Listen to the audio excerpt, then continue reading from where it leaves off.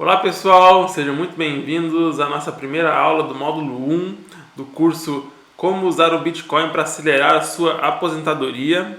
Sejam muito bem-vindos novamente, eu me chamo Rodolfo Berlese. Se você não viu a primeira aula, assista antes. Essa vai ser uma playlist, enfim, um curso gratuito. E, bom, vamos começar a aula. Como eu disse anteriormente, então, para compreender o Bitcoin, nós precisamos passar por 3 campos. E a economia é um deles, como uma ciência social, que é algo que muitos se confundem, porque economia não é uma ciência exata, ela é uma ciência social. E é um dos campos essenciais realmente para a gente compreender o porquê do Bitcoin ter valor e como nós humanos tratamos dinheiro, moeda, né, ao longo da história da civilização e como de fato o dinheiro tem uma importância na evolução que nós tivemos tecnologicamente até hoje.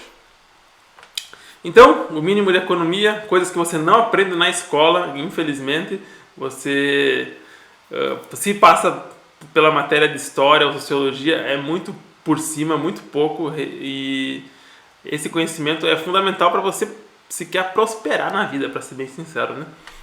Realmente devia ser um conteúdo muito mais enfatizado no ensino médio. Então, primeiro módulo, o básico de macroeconomia. E vamos começar já com tudo, falando já do capitalismo, né? Muitos então vão dar a essa palavra, o capitalismo, um tom pejorativo ou tirânico, né? Os socialistas principalmente, o pessoal da esquerda, alinhando a palavra e o sistema a uma visão política e de mundo perfeito deles, né? Então eles acham que o capitalismo é o responsável pelos problemas do mundo atual, mas ele não tem uma conexão tão direta com a política quanto eles acham que tem, né? O capitalismo ele é um sistema econômico, né? Então, se perguntasse, né, para as pessoas na rua em que sistema a gente vive hoje, elas vão responder para você que vivemos no capitalismo frenético e assassino, né? Sei lá, o pessoal da esquerda costuma exagerar a força dessa palavra, mas o capitalismo ele é algo muito mais inerente ao ser humano, porque ele é o sistema natural de construção de riqueza, a capacidade de armazenamento de alimento que fez o ser humano poder se dedicar mais tempo a outras atividades. Nenhum animal faz assim, de poder transportar uma quantidade de comida no tempo, digamos assim, quantidade de trabalho no tempo, né? Porque comida no mais ancestral da ideia é sobrevivência, é tempo de vida, né? É trabalho. E, por exemplo, então, o cachorro ele não guarda a quantidade de comida para o dia seguinte, ele come tudo na hora, ele não pensa em dividir para vários dias. E esse sistema natural do ser humano para armazenar riqueza ao longo do tempo, ele pode ser colocado aí dos tempos do Antigo Egito, até antes com certeza, né? Na época nômade do ser humano, por assim dizer, já se tinha algum nível de armazenamento para isso, né? Semi-nômades, né? Os coletores, caçadores. É algo inerente à ação humana de acumular recursos e bens para garantir maior eficiência na criação de novos bens e serviços ao longo de toda a cadeia social. É sobre geração de riqueza através de trocas voluntárias entre as pessoas e também sobre a possibilidade de armazenar riqueza no tempo, como eu estava falando. É através do capital como poupança. Então, na verdade, dar um exemplo melhor aqui, que olha para você mesmo, olha para as pessoas ao seu redor. Todos nós nascemos com as mesmas condições, pelados e com 24 horas em nossos dias. E a partir daí, para o ser humano, tudo é incerto. A fome, a morte, o desabrigo, o frio, a chuva. Qualquer ser humano que ficar sem tempo, qualquer ser humano que ficar tempo sem comer, né, vai sentir fome e vai ter que exercer algum trabalho para procurar comida e se alimentar.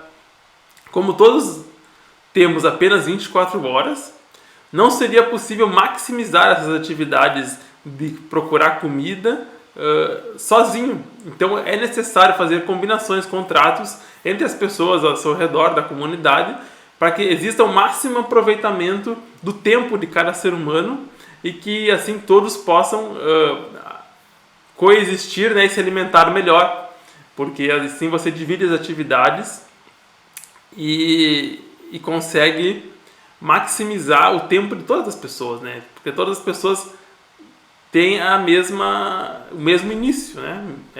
Pelados e 24 horas. E o comunismo, o socialismo, que ataca a ideia do capitalismo, né? Frenético, de livre mercado, eles enfim, né? A ideia deles é antinatural. É antinatural porque eles pregam que todo mundo vai comer, ter bens e serviços disponíveis sem precisar trabalhar. E isso é impossível. O ser humano nasceu para trabalhar, para prestar serviço e precisa disso para se alimentar, para sobreviver, né? É o básico mesmo. Não tem como escapar das leis naturais, né? Não importa o nível de tecnologia que a gente atinge. Nós vamos sentir fome de 6 em 6 horas, não importa.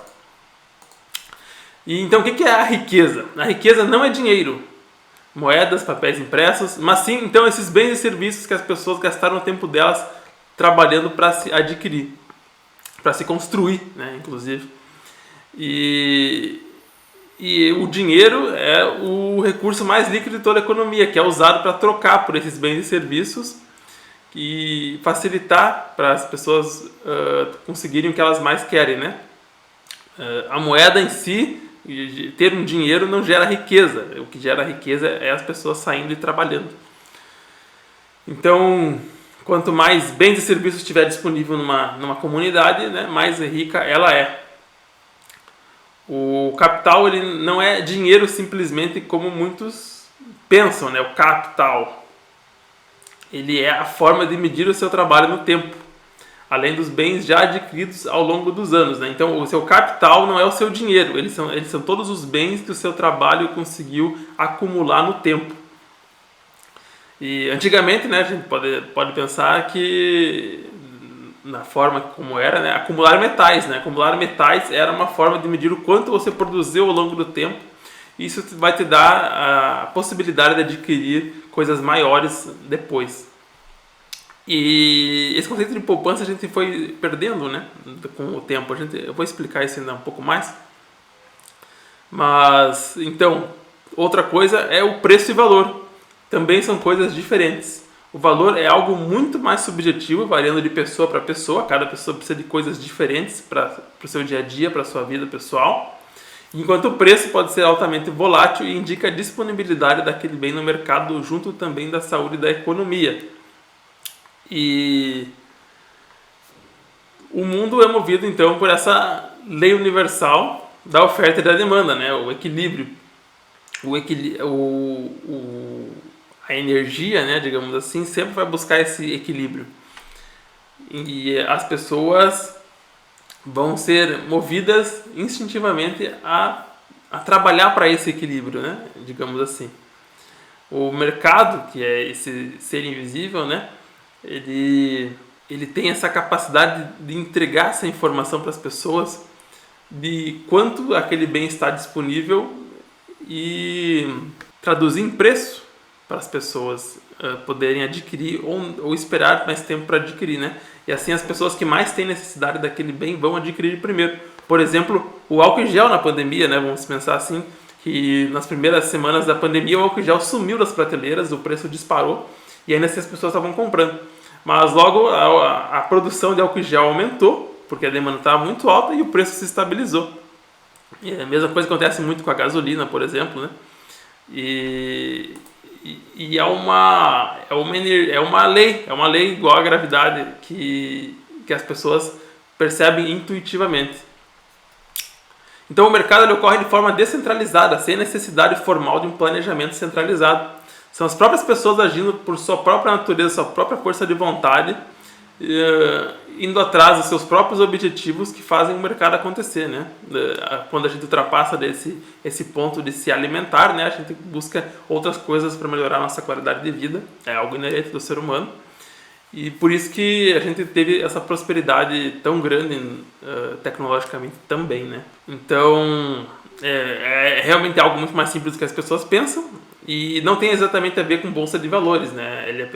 A bolsa de valores é apenas uma forma de negociar ativos financeiros que são contratos de empresas, por assim dizer, para ser bem minimalista, né, nessa explicação. Mas o mercado mesmo é a produção das coisas e as trocas voluntárias que estão ocorrendo ali. Por exemplo, seu vizinho precisa de carne de frango e você produz frango, né? Tem galinhas no seu quintal. Mas o seu vizinho ele tem uma horta, ele produz alfaces, tomates, e você precisa consumir também alfaces, tomates, frutas. E é nesse ponto que ocorre uma troca, né? Quando você troca a sua galinha por frutas, por comida vegetal, enfim, né? Então cada um sabe o que consegue produzir melhor e ter essa eficiência. Isso é uma troca no nível micro, né? Ambos agindo por seus próprios interesses. Um quer comer carne, o outro quer comer salada. E numa escala gigantesca, né? Com milhares de pessoas todos os dias trabalhando e produzindo, fazendo trocas e gerando riqueza, seria uma grande confusão achar com quem trocar um elemento que não fosse comum a todos, né? Então, por isso, a gente usa as moedas para termos esse meio comum de troca. E sem as moedas a gente estaria fazendo permutas que tiraria a eficiência, na verdade, do mercado, né? Dificultaria chegar nesse ponto de oferta e demanda equilibrada. Então, o lucro, que na verdade é aqui que eles caem matando, dizendo que é uma coisa errada, os esquerdistas, né? O lucro não é algo ruim. O lucro é o verdadeiro estímulo que faz uma pessoa sair da cama mais cedo, trabalhar mais, produzir mais e, consequentemente, gerar mais riquezas para si e as pessoas ao seu redor. Se você fizesse apenas trocas de valor equivalente, provavelmente não se sentiria motivado a produzir mais. Porque é a natureza do ser humano. Você quer ter motivação, razão, propósito, por assim dizer, né? E o lucro, de certo modo, representa isso em uma matéria palpável em sentidos numéricos. Quando você produz algo de valor para outras pessoas, você poupa o tempo delas. Todo mundo só tem 24 horas para fazer a mesma atividade. Então, elas estão dispostas a pagar essa diferença que é o lucro, porque você está poupando o tempo delas. É isso que é o lucro. Você está ganhando, você está ajudando essas pessoas poupando o tempo delas, né? Porque é isso em última análise, né? Você vai lá plantar o seu próprio pé de banana ou você vai comprar banana pronta no mercado já. Mesmo com lucro, ninguém sai perdendo na troca, né? Eu costumo pensar que o lucro está roubando as pessoas, mas ninguém está perdendo na troca porque você está poupando o tempo delas para elas fazerem outra atividade mais produtiva que elas consigam agregar mais valor. Se o seu produto agrega valor para essa pessoa, ela aceita voluntariamente pagar o preço que você pediu por isso. E isso lhe incentiva a produzir mais, aumentar sua produção e ter mais lucro, porque assim você pode adicionar o seu produto à vida de mais pessoas. E se outras pessoas podem produzir o mesmo produto de uma maneira melhor e mais eficiente, elas vão também começar a produzir ele, ou mesmo se for uma produção igual, isso vai fazer com que aumente a oferta desse produto e assim o preço vai baixar, né? A lei da oferta e da demanda. E mais pessoas vão poder adquirir esse produto por um preço mais justo e equilibrado, né? Porque é essa informação que o preço nos dá. O preço está muito alto, quer dizer que estão produzindo pouco. Outras pessoas começam a produzir, o preço se estabiliza para baixo. E o mesmo vale para a mão de obra e serviços de alta qualificação, né? Outro exemplo muito interessante para essa parte de produtos, né, é, por exemplo, computadores, tecnologia, smartphones, né? Porque no começo era muito caro, era muito difícil, poucas pessoas tinham. E hoje qualquer pessoa com salário mínimo consegue comprar um smartphone, porque a produção se aumentou muito para que fosse vendido, né? Agregasse valor às pessoas, né? E hoje, então, todo mundo tem smartphone no seu bolso, né? Para trabalhos, né? Então, quando você aceita um trabalho, também você faz isso de forma voluntária. Você acorda com o patrão de antemão, termos e condições de pagamento. Então, não há uma exploração do seu trabalho ali, como muitas pessoas consideram. Você aceitou porque era a sua melhor opção e você sempre pode pedir para sair, né? Obviamente. Se tem poucos especialistas, eles podem cobrar mais caro, né? Por exemplo, médicos, profissionais de tecnologia. E como eles recebem mais, aumenta seu interesse pela área, outras pessoas vão buscar estudar essa área e atender essa demanda, e com o tempo o preço tende a ficar mais equilibrado. E o oposto disso, por exemplo, são advogados que têm excesso no Brasil, então ficam se batendo porque tem pouca demanda e muita oferta. Então, quais são os incentivos do capitalismo? São para que as pessoas produzam e troquem entre si bens e serviços, alinhados com valores e necessidades individuais de cada pessoa. E então que você, além de produzir, né, você tenha lucro com o seu trabalho, para que faça uma poupança para o seu futuro. Porque a poupança, então, do lucro, ela é vista como um meio seguro de preservação de capital. Tem que ser vista, aliás, né, como um meio de seguro de preservação de capital, que nada mais é do que a diferença do seu esforço no tempo. E você, então, vai poder usar no futuro esse capital guardado, desde que ele não tenha seu valor deteriorado, né? Que é a inflação que a gente vai aprender. Calma lá. A ideia, então, é que você, recebendo esse lucro, possa, então, melhorar a sua produção, a sua qualidade de vida e também, no futuro, poder manter ela na sua aposentadoria. E por isso que planejamentos centrais tendem a falhar, como o caso da União Soviética, né, que desabou em 89. Quando governos tentam gerir e controlar o que é produzido na sociedade, tentando adivinhar o que cada pessoa quer e precisa, sempre acaba em faltar produtos na sociedade e empobrecendo ela como um todo, porque eles acabam distorcendo a curva da oferta e da demanda, que é algo natural, né? É algo natural, é uma lei igual à gravidade. E as figuras do governo, elas não têm todas as informações necessárias para saber o que as pessoas estão demandando, né? E esse microgerenciamento da vida das pessoas acaba por falhar e trazer uma miséria generalizada para todo mundo, né? Porque é algo inerente do ser humano buscar uma qualidade de vida melhor para si mesmo, não é errado. Não há como negar ou tentar forçar que as pessoas tenham esse sentimento nas suas conquistas, né? Então, essa ideia de todo mundo ser igualado na pobreza para que não se haja inveja, na verdade é a maior inveja de todas, né? Chega a ser irônico. As pessoas, elas são movidas pelos seus próprios interesses e cada um sabe o que é melhor para si mesmo, né? Não tem nada de errado e feio nisso. E quando chega nesse ponto de faltar produtos no supermercado, né, imprimir mais dinheiro não alimenta a barriga de ninguém. E, pelo contrário, destrói a poupança das pessoas que tiveram lucro no passado. Porque se você está poupando numa moeda que está sendo diluída, né, você está perdendo o fruto do seu trabalho no tempo passado. Então, concluindo, o capitalismo é algo muito mais prático e simples do que nos fazem pensar.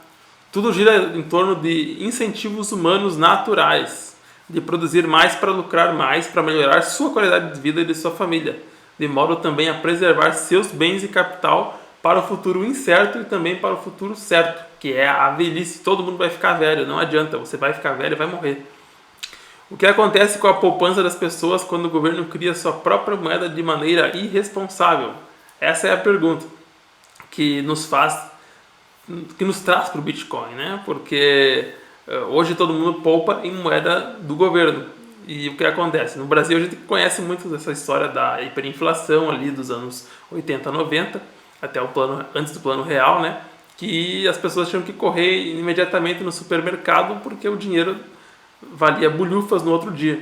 E então aqui um outro ponto da nossa conclusão é que sem trabalhar o ser humano nunca vai passar do estágio da fome, né? Você pode experimentar você mesmo na sua casa, fica umas horas sem comer e sem trabalhar e fica, sei lá, imagina você ficando uma semana, um mês, 2 anos sem trabalhar. O que vai acontecer com você? Você vai cair na miséria, independente da classe social. O ser humano, ele nasceu para trabalhar. Trabalhar é inerente ao ser humano porque ele vai sentir fome a cada tantas horas. A exceção mesmo é você ter poupança, no caso, né? Mas para você ter poupança, você ter que produzir um excesso antes, né? Você produzir um excesso e daí você pode tirar um tempo de descanso. Vamos partindo para a próxima aula já com essa ideia na nossa mente, né? Que o capitalismo não é algo ruim, ele realmente é algo que nos faz prosperar como sociedade humana, porque nos permite trazer essa informação ao longo da cadeia produtiva da sociedade do que cada pessoa está demandando, precisando para melhorar a sua própria qualidade de vida. E o próximo assunto, então, o estado de controle da moeda. Vejo vocês na próxima aula.